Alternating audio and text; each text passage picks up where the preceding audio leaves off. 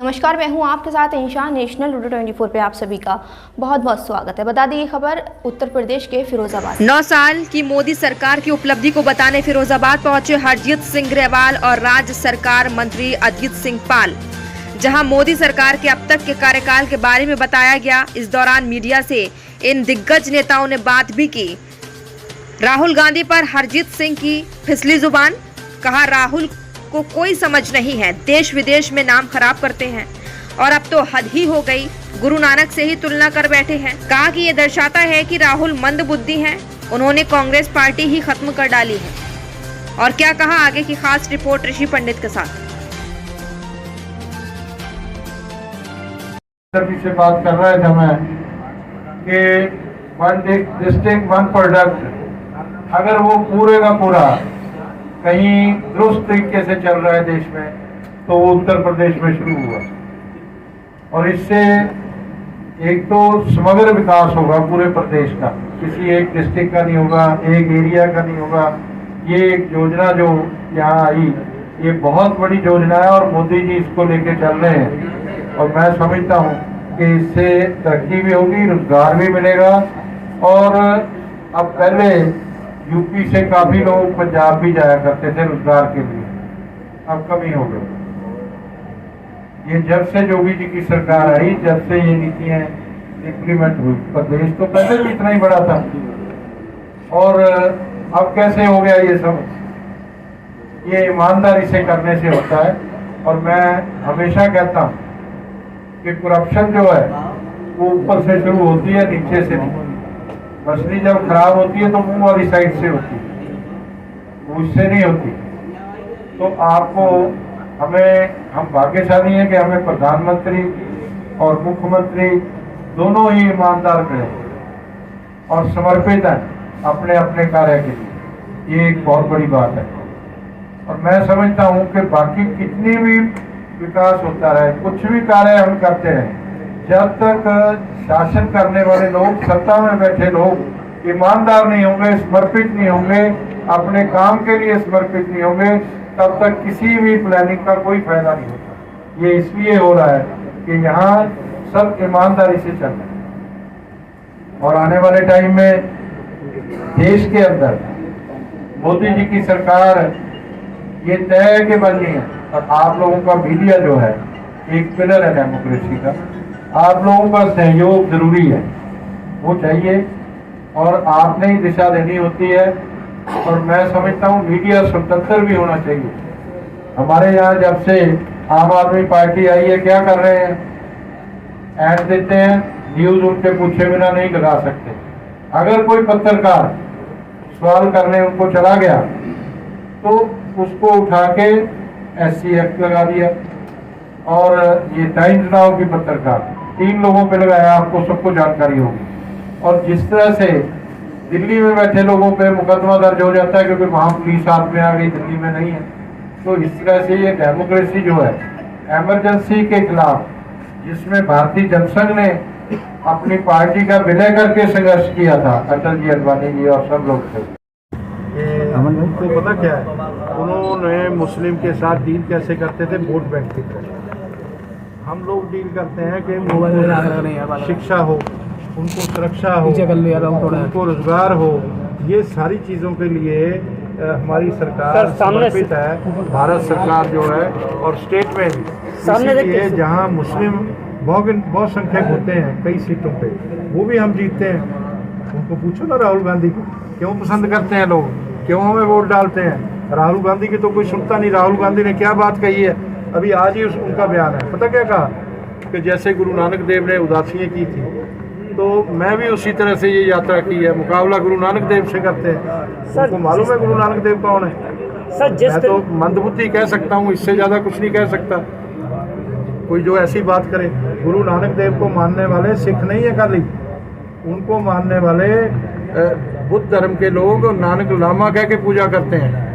उनको मानने वाले लोग मुसलमान हैं जो अपना पीर कहते हैं उनको, और सिंधी हैं उनको मानने वाले।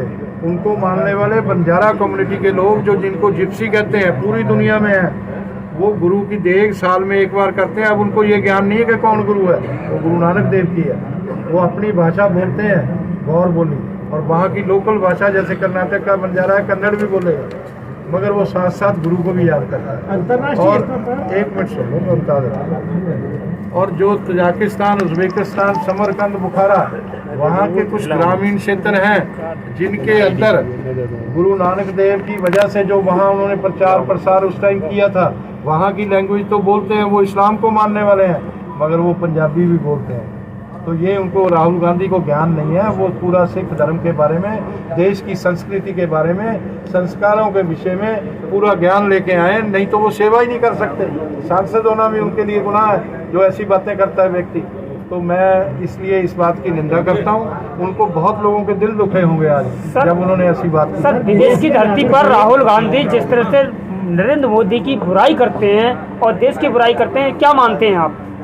ऐसा है, उनको जो करते हैं उनको करने दो, हमारे लिए बेहतर है। देश के लोग उनको समझ चुके हैं। तो पर बदकिस्मती ये है कि 100 वर्ष से भी ज़्यादा पुरानी कांग्रेस को नेता वो है, ये बदकिस्मती है। उनके पास लीडरशिप नहीं है, तो उसमें हम क्या कर सकते हैं। तो हमारी सरकार बनने जा रही है तीसरी बार, मोदी जी इससे भी ज़्यादा बहुमत लेके प्रधानमंत्री बनेंगे, और आप लोग ही बनाओ। 2024 में जिस तरह से सभी दल, विपक्षी दल एकजुट हो रहे हैं, उसको लेकर के क्या मान रहे हैं आप? अरे वो विपक्षी दलों में क्या है, अगर यहाँ हम 5 आदमी एकजुट हो जाएं, अकेला अकेला ही हो, तो वो क्या करेगा? उनकी अपनी कोई क्रेडिबिलिटी नहीं है, उनकी अपनी कोई बात नहीं है, उनकी विचारधारा में समानता नहीं है, आपसी नज़दीकियाँ भी नहीं है। वो तो एक इस चीज़ को लेके कि हम कैसे सत्ता में आए, जैसे पारिवारिक दल है। जब लोकतंत्र में पारिवारिक दल सत्ता में आते हैं, जैसे यहाँ भी आए, वो अपने परिवारों का पालन पोषण करते हैं, स्टेट का विकास नहीं करते। भाजपा जो है कैडर बेस्ड का मास बेस्ड ऑर्गेनाइजेशन है। हमारी जो विचारधारा है वो एकात्म मानव दर्शन है। उसकी जिस्ट बता देता हूँ क्या है। आत्म कल्याण की बात तो सभी धर्म करते हैं। अंतर्राष्ट्रीय मुझे अपनी बात कह रहे लो फिर। इसमें ये जो आखिरी व्यक्ति है जिसके सर पे छत नहीं, जिसके तन को कपड़ा नहीं, जिसके पेट को रोटी नहीं, जब तक उनका भला नहीं होगा तब तक देश का भला नहीं हो सकता। भाजपा के 14 करोड़ से ज़्यादा लोग वर्कर इसलिए सर जोड़ के बैठते हैं किसी एक को मुख्यमंत्री या प्रधानमंत्री बनाने के लिए नहीं।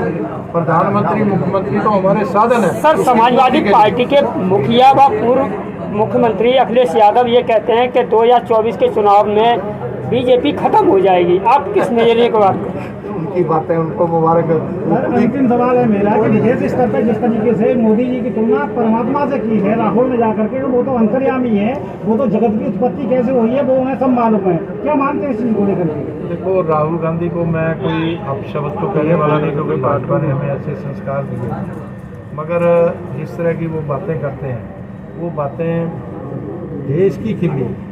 जैसे पाकिस्तान 2 दिन बाद बोलेगा, राहुल गांधी एक पहले बोल देंगे।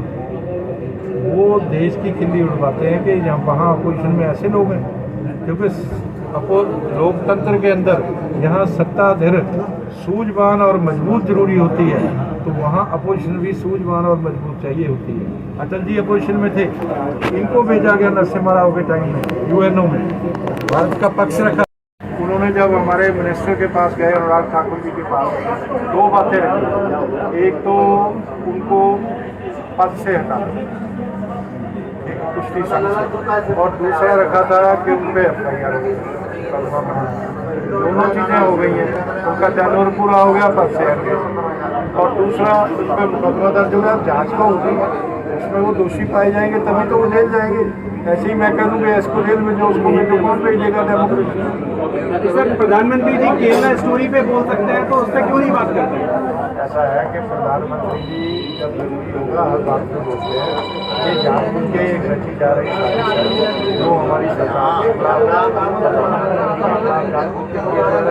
जो कुश्ती संघ का मसला है, वो दोनों बातें हमारी मानी गई हैं और दोनों भी हुई हैं और उसमें जांच चल रही है।